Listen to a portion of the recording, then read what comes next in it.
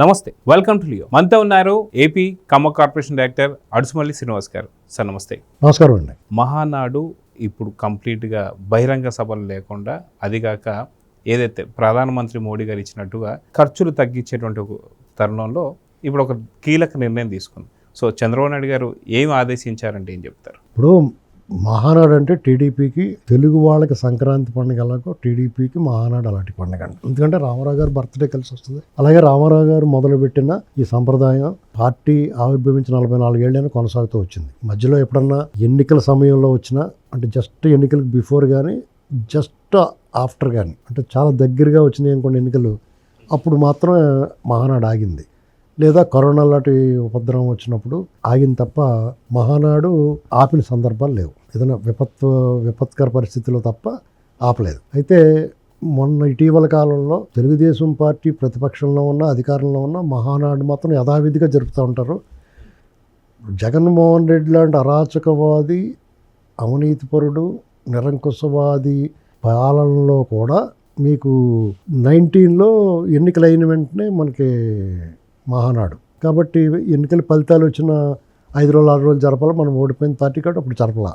తర్వాత 21కి వచ్చేటప్పటికి 21లో ఈ కరోనా ఎఫెక్ట్, 22లో మాత్రం చాలా ఘనంగా అద్భుతంగా జరిగింది. 22లో పార్టీ ఒక రకంగా ఇగ్నేషన్ ఇచ్చారన్నట్టు అయిందన్నమాట. ఫుల్ ఛార్జ్ తోటి వచ్చింది బయటికి.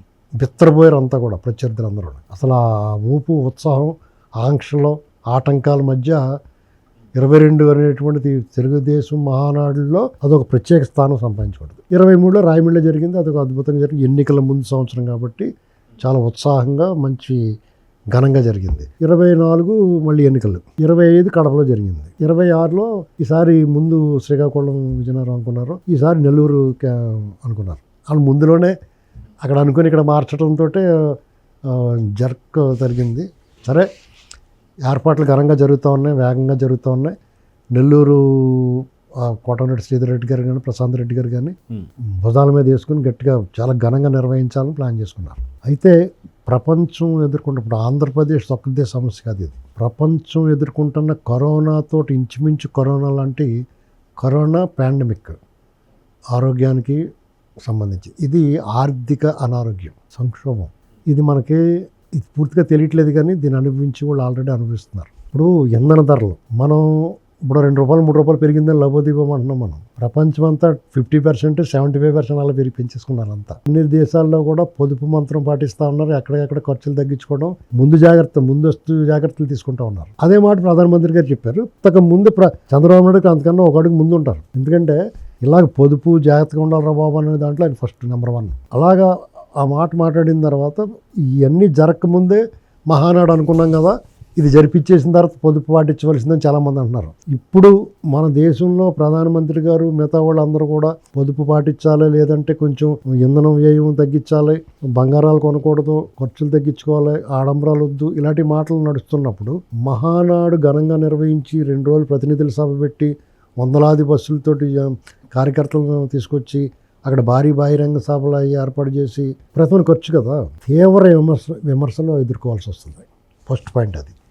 2, విమర్శలు ఎదుర్కోవడం గురించి కాకపోయినా ఆర్థికంగా కూడా ఎదటి వాళ్ళకి చెప్పి మనం ఆ పని పార్టీ పరంగా ఈ దుబారా చేయటం కింద లెక్కేస్తారంతా. ఇది మన పండగే, మన పండగ చేసుకుంటున్నా అయినా సరే ఎగరబోసుకోకూడదు అంటారు మన పండగ చేసుకున్నా సరే. కాబట్టి ఇది ఇప్పుడు తీసుకున్న నిర్ణయం మహానాడు వర్చువల్గా నిర్వహిద్దాం అనుకోవడం మాత్రం 100% కరెక్ట్. నేను ఈ చర్చ జరుగుతుంది, ఈ వ్యాఖ్యలు బయటపడిన తర్వాత ఈ రకమైన చర్చ జరుగుతున్నప్పుడు మహానాడు విషయంలో ఖచ్చితంగా ఇలాగే చేస్తారనుకున్నాను నేను. మా నాన్నందరి దగ్గర కూడా అన్నాను నేను. ఖచ్చితంగా ఏంటి, మంగళగిరి ప్రధాన కార్యాలయంలో చంద్రబాబు నాయుడు గారు ముఖ్యమైన వాళ్ళు కూర్చుని అన్ని రాష్ట్రంలో అన్ని మన తెలుగుదేశం పార్టీ ఎక్కడెక్కడైతే తెలంగాణలో కానీ ఆంధ్రలో కానీ ఎక్కడెక్కడ చేస్తారో ఆ ఏరియాలో ఆయా నియోజకవర్గాల ప్రధాన కార్యాలయాల్లో కూర్చుని అక్కడి నుంచి అందరినీ అక్కడ గ్యాదర్ అవుతారు కార్యకర్తలు, వర్చువల్గా నిర్వహిస్తారు. అది కూడా అద్భుతంగా ఉంటుంది. ఇది కొత్త అనుభవం. మొన్న పార్టీ ఆవిర్భావం దిన రోజున తెలంగాణ పార్టీ ఆఫీసులో నేను ఆ టైంకి అక్కడ ఉన్నాను. నేను ఉన్నప్పుడు చంద్రబాబు నాయుడు గారు మా పార్టీ ఆఫీస్లో ఉన్నారు. అక్కడి నుంచి ఎదురుకుండా కూర్చున్నట్టు అనిపించింది మనకి. ఒకవేళ మీటింగ్ వెళ్ళినా కానీ మనం మీటింగ్ దగ్గర చూడలేం కదా, డిజిటల్ స్క్రీన్ మీద కదా చూస్తాం. దానికి దీనికి పెద్ద తేడా అనిపించదు. పండగే. తెలుగుదేశం కార్యకర్తల ఉత్సాహాన్ని ఎవరో చల్లార్చలేరు. ఒకటేంటంటే నాయకుల్ని ఫిజికల్గా కొంతమంది కలుసుకోగలరు అనుకుంటారు, అందరూ అందరినీ కలవలేరు కదా. ఇప్పుడైనా ఎప్పుడో శుభకార్యాలలో పెళ్ళిళ్ళు పేరెంటాలు ఎక్కడో చోట కలుపుతున్నారు, అది పెద్ద సమస్య ఏం కాదండి. అయితే యథావిధిగా ఆ పండుగ జరుపుకుంటారు. అయితే మహానాడులాగా ఎక్కడో చోట ఒక వేదిక మీద కాకుండా దూరాభారాలు ఎండలో పడి కుట్టుకు రాకుండా హ్యాపీగా ఎక్కడో ఒకటి చేసుకుంటే చాలా అద్భుతంగా జరుగుతుంది. అయితే ఒకటేంటంటే చాలా సంవత్సరం పాటు ఎదురు చూస్తారు కార్యకర్తలు. ఈ దేశంలో ఏ పార్టీకి లేని, పార్టీకి కార్యకర్తలకి మధ్య ఆ బాండింగు, ఎమోషను మిగతా రాజకీయ పార్టీలో ఉండదండి. తెలుగుదేశం పార్టీ కార్యకర్తలు కొంతమందికి అసంతృప్తులు, ఆగ్రహాలు, అలకలు ఉన్న పండగ కాబట్టి ఇలాంటివన్నీ వదిలేయాలనుకుని అందరూ కలిసిమెలిసి ఉండి తిరిగి రీజనరేట్ అవ్వటం అనేటువంటిది తెలుగుదేశం పార్టీ కార్యకర్తలో ఉన్న ఒక లక్షణం. ఈ పార్టీ పునాది కార్యకర్తలే. పార్టీ మహానాడు అంటే పునాది రాళ్లకు పూజలు చేసినట్టు అదేందండి. కాబట్టి పార్టీ కార్యకర్తలకు అవకాశాలు ఉంటే మాట్లాడిస్తారు. ఆ వేదిక నుంచి మాట్లాడటంని ఒక అచీవ్మెంట్గా భావిస్తారు. అది చాలామంది అది గర్వంగా ఫీల్ అవుతారు. నిన్న ఆర్కే రోజా గారు కూడా ఒక ట్వీట్ చేశారు. ప్రధానమంత్రి మోడీ గారు చెప్తున్నట్టుగా నిజంగా ఖర్చు తగ్గించుకునేటువంటి ఒక దాంట్లో చంద్రబాబు నాయుడు గారు ఏ డెసిషన్ తీసుకోబోతున్నారు, నిజంగా మీరు మహానాడు ఆపేయండి, అయినా మీరు మహానాడులో కూడా చర్చించేది ఓన్లీ జగన్మోహన్ రెడ్డిని, వైసీపీని తిడటానికి మీరు మహానాడు పెట్టుకుంటున్నారు అన్నట్టు అన్నారు. నిజంగా మహానాడులో ఆ 2 రోజులు జరిగేటువంటి ఒక సభ కావచ్చు, దాని తర్వాత బహిరంగ సభ కావచ్చు, ఓన్లీ వైసీపీని, జగన్మోహన్ రెడ్డిని తిట్టుకోవడానికే పెడుతున్నారా? నిజంగా 44 ఏళ్ల దగ్గర నుంచి ఉన్నటువంటి ఒక ప్రస్థానం ఏదైతే ఉందో ఈవిడ పూర్తిగా దానికి ఉన్నటువంటి ఒక రూపాన్ని మారుస్తుంది. దాన్ని ఎలా చూడాలి? రోజా మాట్లాడిన దానికి ఎక్కువ విలువ అవ్వకూడదండి. ఎందుకంటే మహానాడులో ఇలాంటి పనికిమాలిన మాటలు మాట్లాడరు. పార్టీ దిశ దశ తీర్మానాలు, పార్టీ విధి విధానాలు రూపొందించుకుంటారు. పార్టీ తరాలు మారుతూ ఉన్నాయి. పార్టీలో మార్పులు చేర్పులు, వాళ్ళు ఏ రకంగా ముందుకు పోవాలనేటువంటి దాని మీదే తీర్మానాలు ఉంటాయి, చర్చ ఉంటుంది. పార్టీ భవిష్యత్తులో అవలంబించే విధానాల గురించి కూడా చర్చ చేస్తారు. కొన్ని నిర్ణయాలు తీసుకుంటూ ఉంటారు. ప్రభుత్వంలో ఉన్నప్పుడు ప్రభుత్వం వేరు, పార్టీ వేరు. ప్రభుత్వానికి రికమెండ్ చేస్తారు కొన్ని తీర్మానాలు. అర్థమైందండి. స్పష్టంగా గీత తెలుస్తుంది మనకి. ప్రభుత్వంగా కాకుండా పార్టీగా, కంప్లీట్ పార్టీ పర్సన్గా చంద్రబాబు నాయుడు గారు కనిపిస్తారు, నాయకులు కనిపిస్తారు. అక్కడ వాళ్ళు పార్టీగానే మాట్లాడతారు తప్ప ప్రభుత్వంలో అధికారంలో ఉన్నా సరే ప్రభుత్వంగా మాట్లాడరు. వాళ్ళకి ఏం తెలుసండి? ఇప్పుడు గంధపు చెక్కల వాసన మనుషులకు తెలుస్తుంది కానీ వాళ్ళకి ఏం తెలుస్తాయి? కాబట్టి వాళ్ళు అలాగే మాట్లాడతారు. ఇంకోటి ఏంటంటే వాళ్ళకి ఇలాంటి అనుభవాలు ఉండవు. తను కూడా ఈ పార్టీ నుంచి చెల్లిందే కదా ఆవిడ తెలిసి ఇది ఎలా ఉంటుందో, కానీ ఆ పార్టీలో అనుభవం ఉండదు. వాళ్ళు తిట్టిస్తారు. వాళ్ళు ప్లేనరీ పెట్టుకుని విధి విధానాల్లో పార్టీ ఎలా నడవాలి ఏంటో మాట్లాడుకునే చోట చంద్రబాబు నాయుడు గారు నామజపం లేకుండా వాళ్ళు ఉండరు. మాకు ఇంకోటి ఏంటంటే జగన్మోహన్ రెడ్డిని ఎంత విమర్శించినా ఇంకా విమర్శలు మిగిలే ఉంటాయి.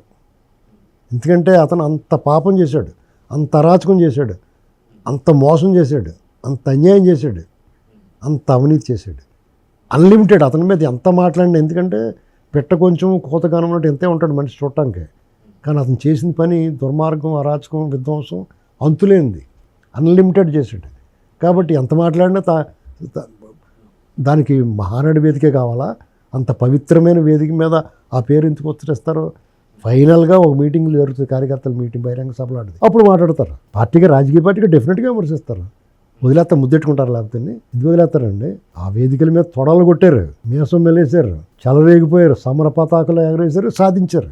తెలుగుదేశం పార్టీతో ఏ పార్టీకి పోలిక లేదు. వాళ్ళకి ఎలా పెట్టుకుంటారు పోలిక? పార్టీ చరిత్ర, బలం, కార్యకర్తలు, కమిట్మెంటు, ఎమోషను ఒకటా రెండా ఆ పార్టీతో అనుబంధం. అది ఆ పార్టీ ఒక రాజకీయ పార్టీగా కంటే కూడా దాన్ని ఒక ఎడ్యుకేషనల్ ఇన్స్టిట్యూట్గా చూడాలి. పాలిటిక్స్కి సంబంధించి ఎడ్యుకేషనల్ ఇన్స్టిట్యూట్ తెలుగుదేశం పార్టీ. నేతల కర్మాగారం అంతే, నాయకులు తయారు చేసే కర్మాగారం అది. అక్కడ తయారై వచ్చిన వాళ్ళే కదా దేశం అంతా ఉన్నారు.